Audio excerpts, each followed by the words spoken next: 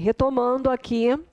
Então, a gente vai para a questão da identificação dos potenciais doadores. Então, como eu já falei anteriormente, antes mesmo de iniciar o processo da retirada dos órgãos, quando é dado o laudo, quando é constatada a morte encefálica, o médico já faz o atestado de óbito, que é uma coisa que as pessoas têm muito medo. Então, ela fala assim, a pessoa foi diagnosticada com morte encefálica, mas ela poderá voltar. Não poderá voltar, é uma condição irreversível. E, para isso, tanto é irreversível que o médico faz o quê? Atesta o óbito do paciente. Então, não existe dúvida quanto à condição clínica daquele paciente. Aquele paciente teve uma perda total das funções cerebrais.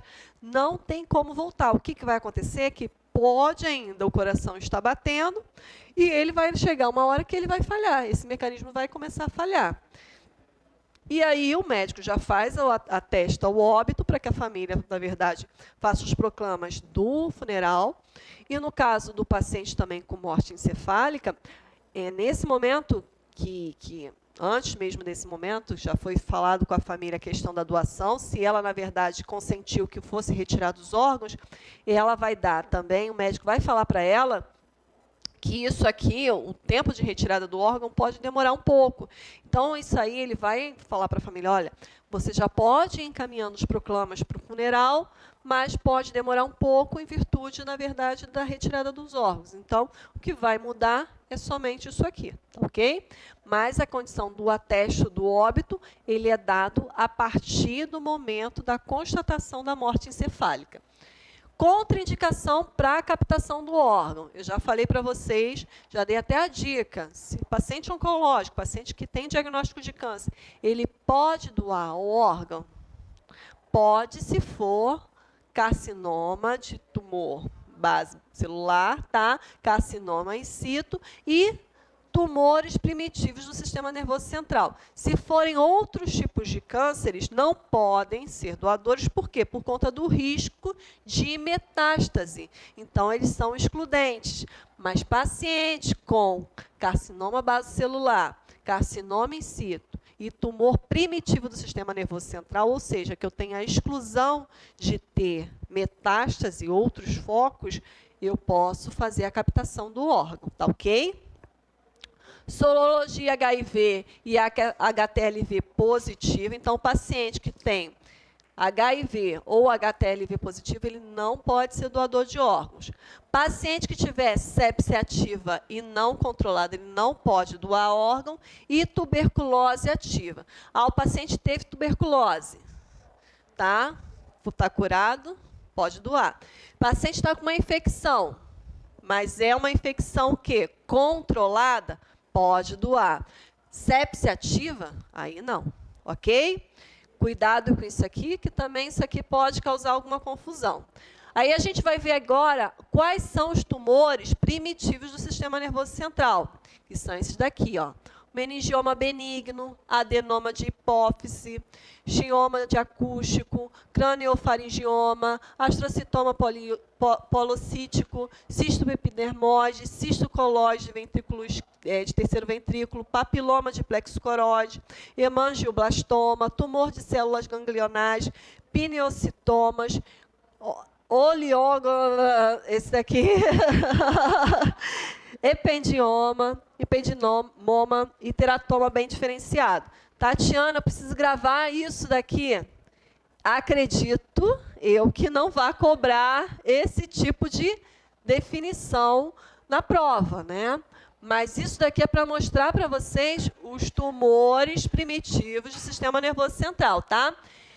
E aqui, ó, outros tumores que vão ser objeto de doação, dependendo da característica, são tumores primitivos, mas também vai ser levado em consideração a característica dos tumores, são o astrocitoma de baixo grau, tá? E a gliomatose cérebre. E aqui, ó, os que não podem ser objetos de doação. Então, é o astrocitoma anablástico de terceiro grau, o glioblastoma multiforme, o meduloblastoma. E aí ele coloca uma relação de tumores que não podem ser, que são tumores do sistema nervoso central, mas que não são tumores primários, tá ok? E aí, Quais são as causas da falta de efetivação de doadores? Como eu falei, muitas vezes os hospitais, por conta do trabalho que se dá na manutenção do doador, isso aqui a gente já viu que não é fácil manter o cadáver, né, o doador, a pessoa com morte encefálica, na condição ideal para fazer a captação do órgão, isso dá um trabalho. Nem sempre o hospital tem recurso e nem sempre o pessoal quer ter trabalho para fazer essa captação. Então, o que acontece? As subnotificações não notificam. E, às vezes, também não existe uma equipe preparada para fazer o diagnóstico, né? Então, muitas vezes, até o próprio médico, ele não sabe fazer o diagnóstico de morte encefálica. Então, esse paciente é subnotificado ou não notificado. A recusa da família, ou seja, questões culturais, ou até mesmo falta de informação. A parada cardíaca, ou seja, quando tem aquela parada cardíaca que a gente sabe que é posterior a 6 horas, se perde todo o potencial de doação ali. As contraindicações médicas que a gente já viu lá, e quais são? HIV, HTLV, sepse ativa, tuberculose ativa e tumores, exceto carcinoma in situ, tumor basocelular e primitivo do sistema nervoso central. Tá ok? Se, na verdade, tiverem essas contraindicações, não pode ser captados os órgãos, tá? Aí agora a gente vai ver a parte de alocação. Só retomando aqui, voltando para a parte de alocação dos órgãos e tecidos doados. Então, existe a Lei 9.434 e também o Decreto 2.268, que falam dos desdobramentos da alocação desses órgãos. Então, a gente vai ver que existe temperatura ideal e também o número de plásticos que a gente tem que alocar esse órgão, tá? Então, o que eu já falei para vocês, que a gente vai retomar aqui, é a questão do tempo de chegada. A gente não pode perder tempo para fazer a retirada desses órgãos por conta da instabilidade do paciente. Chegou a equipe que está lá começa a fazer a retirada dos órgãos, tá? Então, aqui, ó, a equipe informará, né, o início da cirurgia e a questão é a seguinte: chegou, vai lá e vai retirar. A questão da pontualidade, então, as equipes são marcadas para retirar os órgãos às 10. Tem que estar todo mundo lá. Se não tiver, vai fazer quem estiver lá. E a sequência da atuação das equipes. Por que essa sequência? Por conta do tempo de isquemia. O coração e o pulmão, o coração ele tem um tempo de isquemia de 4 horas, o pulmão de 4 a 6 horas. Então, se eu for retirar ele por último, né, isso aqui pode tardar. E aí eu perder esses órgãos aqui. Então, retirou, já vai encaminhar esse órgão para fazer o transplante, tá? Depois vem o fígado, o pâncreas, o intestino, o rim, os enxertos vasculares, as artérias e as veias, as córneas, pele e outros tecidos. Se porventura não for retirado o coração, né, for retirado só as válvulas cardíacas, ele entra aqui no 7, ele entra como último, tá ok? Que a gente vai ver que as válvulas cardíacas ela tem um tempo, um ΔT muito maior. E o coração, o tempo de isquemia dele é só de 4 horas. Então, começa com o preparo. Então, aquela questão do centro cirúrgico, do paciente cirúrgico.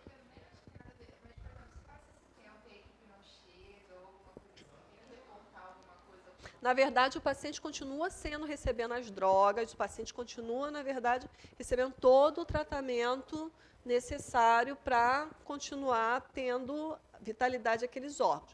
Se porventura não chegar ninguém, ele vai continuar tendo a manutenção. Ele só vai ser encaminhado para o centro cirúrgico a partir do momento que chegar alguém da equipe.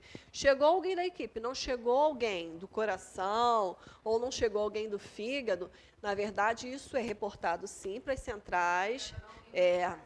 Vai ser reportado para as centrais. A partir do momento que é retirado esses órgãos, a própria equipe, aquilo dali são médicos da própria central, eles vão encaminhar, vão fazer um relatório falando assim, ó, foi retirado, órgão tal, tal, tal, tal, e eles vão fazer, na verdade, o encaminhamento das informações para a própria central estadual, que vai fazer vai repassar a informação para a central nacional.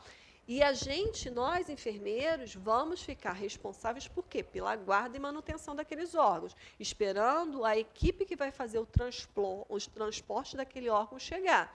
Então, outra coisa também que, na verdade, não existe isso, da equipe que vai fazer o transporte, a equipe da cirurgia chegar e a equipe que vai fazer o transporte não chegar. É o contrário, a equipe do transporte chega antes, por quê? Porque eles sabem que o tempo, a logística para encaminhamento desse órgão é muito curta.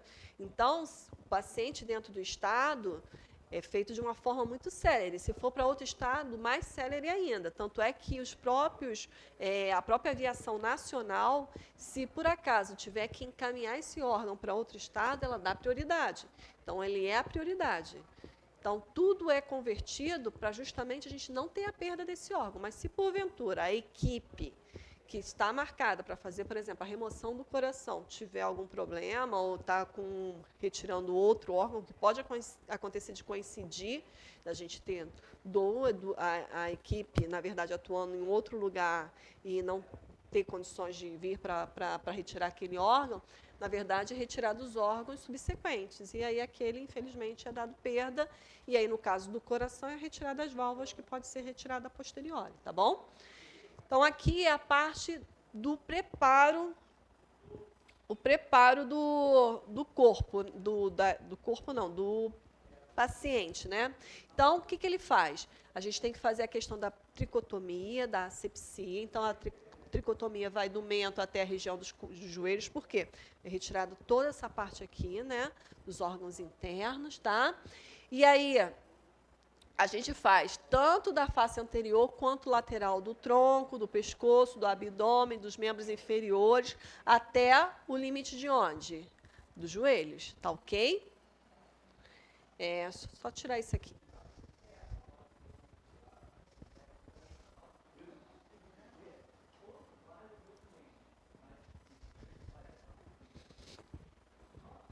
Aí, uma coisa importante, coração. Qual é a temperatura que eu tenho que colocar o coração? E qual é o tipo de recipiente e de estabilizador? No caso do coração, geralmente, o que eles fazem? Eles fazem um transplante dentro do mesmo estado por conta do tempo de isquemia, que são de 4 horas. Então, eles pegam esse coração, retiram esse coração que foi captado, colocam ele dentro de um saco, tá? Esse saco, ele é envolvido, esse coração é envolvido com soro fisiológico numa temperatura de 4 graus Celsius, tá? E depois ele é transportado para a sala do receptor quando é no mesmo local. Quando não é no mesmo local, a gente faz a retirada, coloca ele dentro desse saco com solução fisiológica a 4 graus Celsius, lacra esse saco e coloca ele dentro de outro saco também com solução fisiológica a 4 graus Celsius, tá? Então, aqui é usado 2 sacos, os 2 com solução fisiológica e um terceiro saco para proteger, para não haver ruptura, tá? Isso aqui é importante. O tempo de retirada do coração, ele é anotado na etiqueta, por quê? Tem que ser, o tempo de isquemia não pode ultrapassar 4 horas. Se ultrapassar 4 horas, você vai colocar um coração que, na verdade, não vai atender às necessidades da pessoa e a pessoa vai morrer em virtude daquele coração já estar com o processo isquêmico dele já deteriorado, tá? Os pulmões, também é retirado os 2 pulmões e também o quê? É colocado num saco que contém 3 litros de solução fisiológica. A temperatura agora muda. Deixa de ser 4 e passa a ser 10 graus Celsius. Tatiana, preciso gravar isso? Precisa. Se você quer ser o 01, você precisa gravar isso aqui. Para justamente você não cair nessa pegadinha do concurso do Exército, tá? A questão do pulmão aqui é que ele, na verdade, ele é fechado com outros 2 sacos, mas aí no outro saco subsequente você não precisa encher ele com solução fisiológica, só no primeiro saco. Depois vem o fígado, o pâncreas e o intestino. Cada um é colocado em um saco. Só que aqui eu não utilizo mais o soro fisiológico, eu utilizo a solução que é chamada UW. e a temperatura dela é de 4 graus Celsius, tá? E aí eu coloco ele envolvido em 1 litro de solução de 1W. E aí eu coloco ele nessa solução, né, junto com um saco, e depois eu coloco um outro saco, e depois eu coloco ele dentro de gelo. Então, esse daqui é acondicionado em gelo, depois que é envolvido dentro do saco e protegido com a solução UW. Tá? O rins, a gente pode utilizar 2 soluções, a UW e a aerocolins, e a temperatura dela é de 4 graus Celsius. Então, a única que a temperatura é de 10 graus Celsius é quem? Pulmão. E as únicas que vão utilizar soro fisiológico são quem? Pulmão e coração. Tá ok? Então, gravou isso, sabendo que o pulmão é 10 graus e as demais são todas 4 graus. A diferença é que, sem ser o coração e pulmão, eu vou utilizar quais os outros tipos de estabilizadores, que pode ser o W ou o aerocolins. No caso do coração e do pulmão, eu só utilizo solução fisiológica. Tá ok, gente? No caso da enucleação, a enucleação precisa de centro cirúrgico? Não, a gente viu que não pode ser realizada fora do centro cirúrgico. Quem realiza a enucleação? Enfermeiro, tá? No caso da enucleação, da retirada do globo ocular, é importante porque o globo ocular ele não vai ser colocado em nenhum saco e nenhuma solução. Ele apenas vai ser colocado numa gaze que vai ser o quê? Umidificada, tanto com soro fisiológico quanto clorofenicol, tá? Então, a gente utiliza aqui o quê? Um antibiótico. E a temperatura, a gente permanece naquela temperatura de 4 graus Celsius. Então, exceto o pulmão, todas as demais são 4 graus Celsius. Pulmão, coração, soro fisiológico. Demais órgãos, outras soluções estabilizadoras, que pode ser aerocolins ou UW. Outra coisa, enucleação, a gente faz envolve o globo ocular numa gase umidificada com soro fisiológico e clorofenicol. Tá ok, gente? E aqui está o tempo de isquemia. Então, o coração, vocês vão observar que o tempo de isquemia é muito curto, que é apenas de 4 horas. O pulmão, ele varia de 4 a 6 horas. O fígado, 12 horas. O pâncreas, 20 horas. Intestino, de 6 a 8 horas. O rins, dependendo da solução, vai até 24 horas, no caso da aerocolins, e 36 horas no caso da UW. E os vasos, 10 dias. E as córneas também, 7 dias. Tá ok? Então, isso aqui, ó, também mais um quadrinho para a gente gravar. Ok? E agora a gente entra com relação ao banco de cordão e de placenta. Por quê? A gente sabe que essas células aqui são células que a gente chama de quê?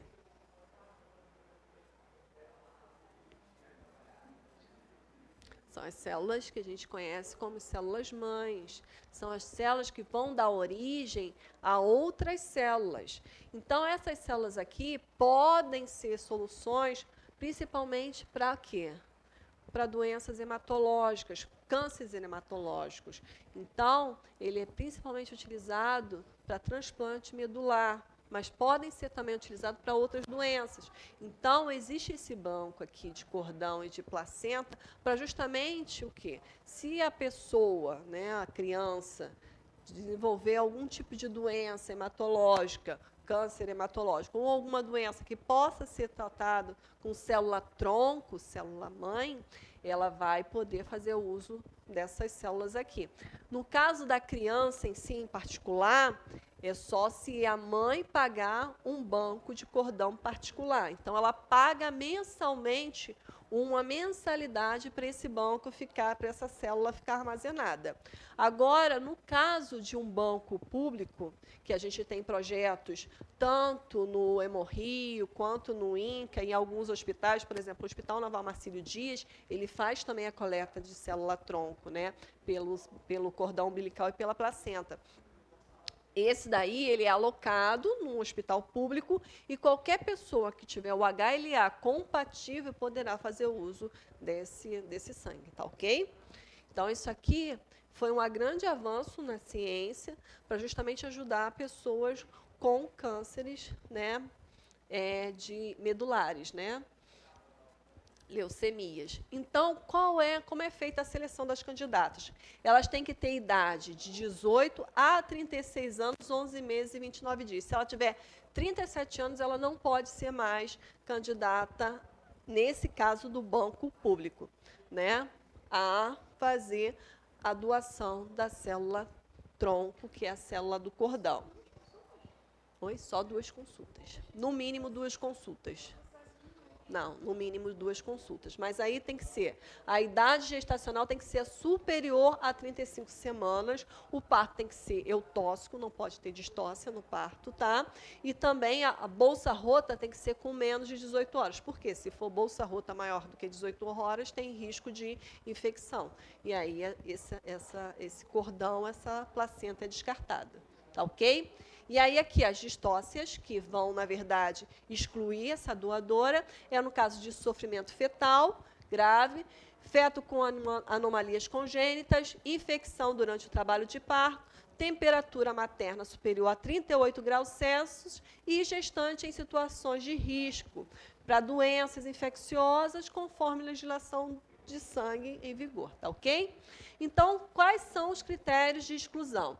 Então, presença de doenças que interfiram na vitalidade da placenta, gestante em uso de hormônios, de drogas passíveis de depósito em tecidos, gestante com história pessoal de doença sistêmica autoimune ou neoplasias, gestante e seus familiares, pais biológicos, familiares ou irmãos biológicos recém-nascidos com doenças hereditárias. E aí ele lança aqui mão das doenças hereditárias, tá? Então, talassemia, anemia falciforme, deficiências enzimáticas, tá?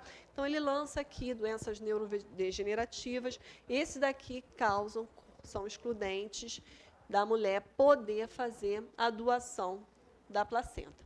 E aí a gente vai para nossas questões, ok? Um minutinho para vocês lerem aqui. Vocês conseguem ler de forma...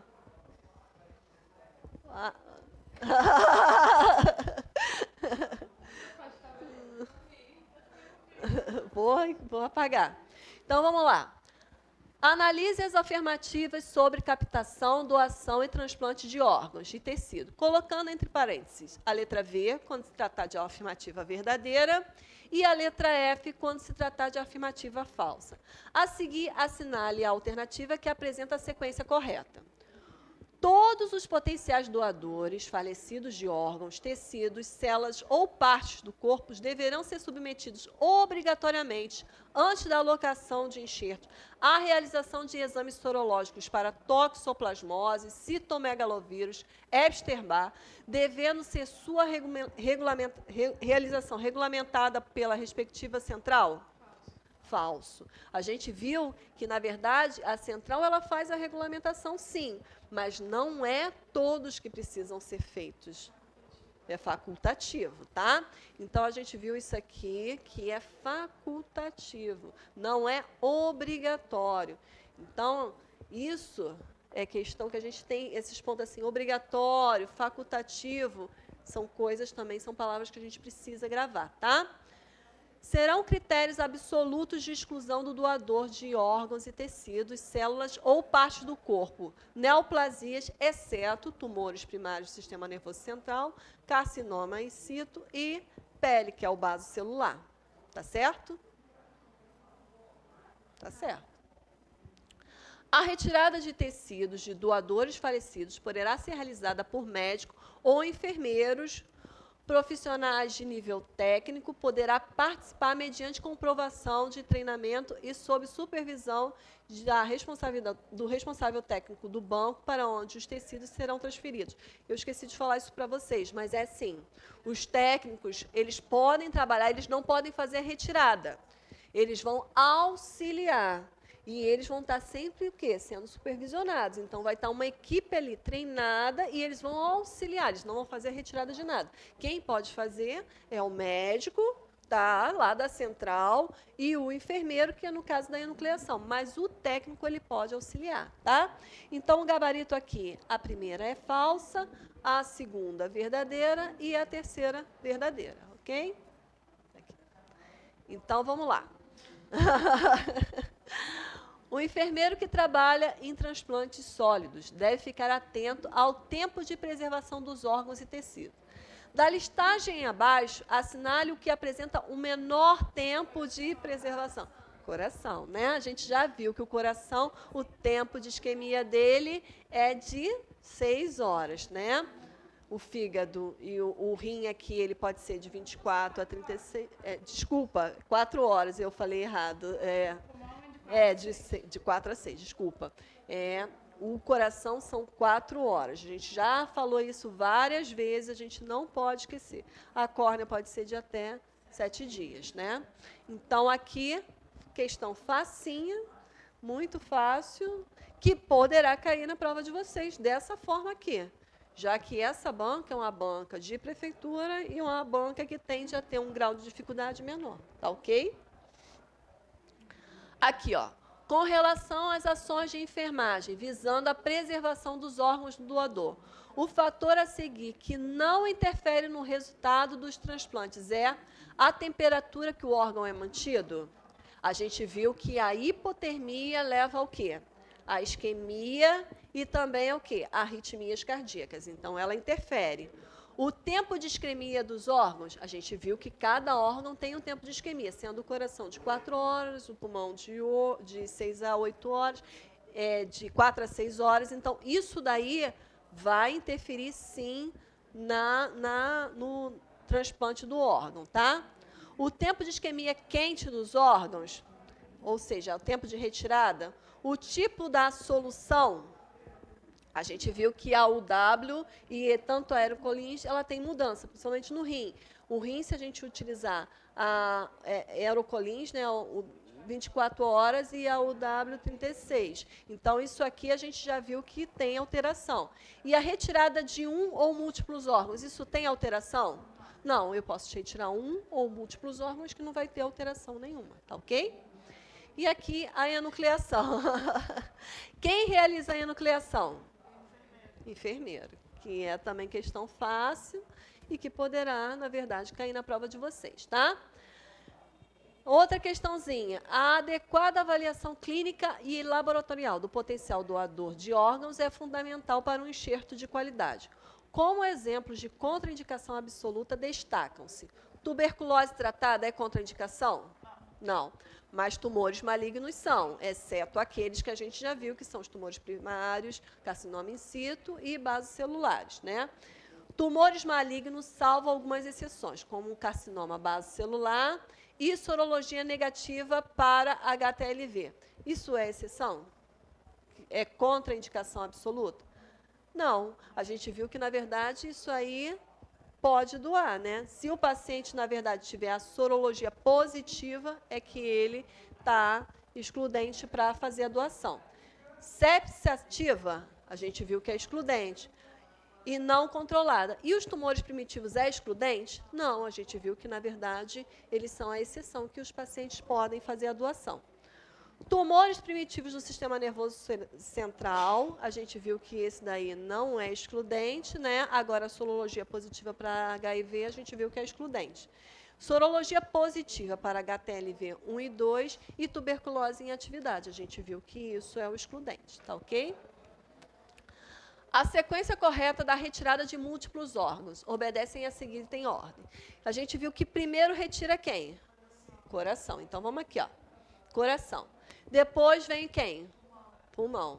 Então, aqui, ó, começou como fígado, a gente viu que não é, que ele começa pelo coração, depois vem um fígado, sim, e depois enxertos vasculares. Então, aqui o gabarito é letra B. Aí ele botou aqui, a única que poderia ser também, que começa com coração, é a letra E, mas aí já vem os rins, e a gente viu que o tempo de isquemia dos rins pode ser de 24 a 36 horas, portanto, essa não seria, tá ok? Pulmão, de 4 a 6 horas. E aqui uma da resolução COFEN. Vamos lá. De acordo com a resolução COFEN 292, de 2004, do doador cadáver, cabe ao enfermeiro estabelecer e prescrever cuidados de enfermagem, né, ao paciente que receberá os homoenxertos, informar a identidade do doador para a família e do receptor e deixe para a família do doador, a gente viu que não pode. Os cuidados, ele deve ser para receber os homoenxertos e também para os heteroenxertos. E outra coisa, não é só para quem receber, é para quem também vai doar. Então, aqui está meio que incompleto, né? Aqui, fornecer informações sobre o processo de captação, que inclui auxílio funeral e interrupção de qualquer fase deste processo por motivo de parada cardíaca, durante a entrevista com o familiar e representante legal? Sim. Certo? A gente viu que em qualquer momento o familiar pode encerrar o processo. Esse representante legal aqui, só lembrando que é o parente até o 4º grau. Não, 2º grau, desculpa, de 2º grau. O 4º grau é no caso da doação, desculpa.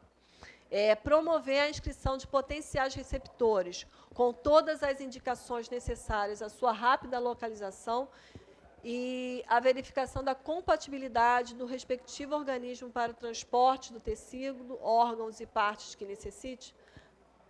Quem faz a inscrição não somos nós. Quem faz a inscrição, na verdade, são as centrais. Então, não é o enfermeiro que cabe fazer a inscrição. Quem faz a inscrição é a central. O enfermeiro notifica as centrais e elas fazem as inscrições, tá ok? E classificar os receptores e agrupá-los segundo as indicações legais em ordem estabelecida pela data da inscrição. Também não somos nós, não temos nenhuma interferência nesse processo. Esse processo, como eu falei para vocês, existe um sistema e uma listagem única. Então, na verdade, o paciente vai até o hospital, ele é identificado como um paciente que necessita receber um órgão. Lá, o médico daquele hospital vai fazer o cadastro dele no Sistema Nacional. Esse Sistema Nacional vai ter lá, vai dar para o paciente uma senha de acesso para ele saber qual é a posição dele dentro da listagem única de transplante de órgãos. E aí esse paciente vai acompanhando. No caso, ele também é dado para ele, né, é colocado nessa central, um número de contato, pelo menos 3 números, que vai ser o número dele ou de algum familiar que, quando acionado para receber o coração, eles localizem de forma rápida, célere, para ele ir até o hospital e para fazer esse transplante. Se ele não for localizado, aí, no caso, o transplante segue para a segunda pessoa, que tivesse compatibilidade, tá? Aqui. De acordo com a legislação que regulamenta o transplante de órgãos em nosso país, o diagnóstico de morte encefálica deve ser firmado através de 2 avaliações clínico-neurológica e de exames complementares, realizados com intervalos mínimos de tempo conforme a faixa etária do possível doador. Desta forma, na idade de 7 meses, a gente viu de 7 dias até 2 meses, que tempo? 48. E depois de 2 até 1 ano? E depois de 1 ano até 2? E depois de 2 anos, 6. Isso aí também não pode gravar. Perder, tá? Então, vamos lá. Ele diz aqui que a criança tem idade de quê? Então, ele estaria em qual faixa? 24 horas. Então, aqui, ó, gabarito, letra D. Então, vocês vão vendo que as questões são muito pontuais. Não vai fugir disso aqui. Então, gente, é fazer o exercício em cima daquilo que a gente ressaltou bastante. Tempo de isquemia, tempo para fazer os exames, quais são a questão da estabilidade, como é que eu faço para manter a estabilidade desses órgãos, a questão da temperatura de armazenamento desses órgãos para captação, tá bom? Para transplante. Então, não vai fugir disso aí, tá ok? Então, a gente encerra esse assunto aqui. Lá vão estar um material para vocês estudarem. Recomendo a vocês que façam mais exercícios relativos ao assunto. Leiam a apostila e o material que eu coloquei para vocês, que é o suficiente, ele está bem completo, é o suficiente relativo a esse assunto. Agora, a gente vai entrar em outro assunto, que também é um assunto bastante legal, tá?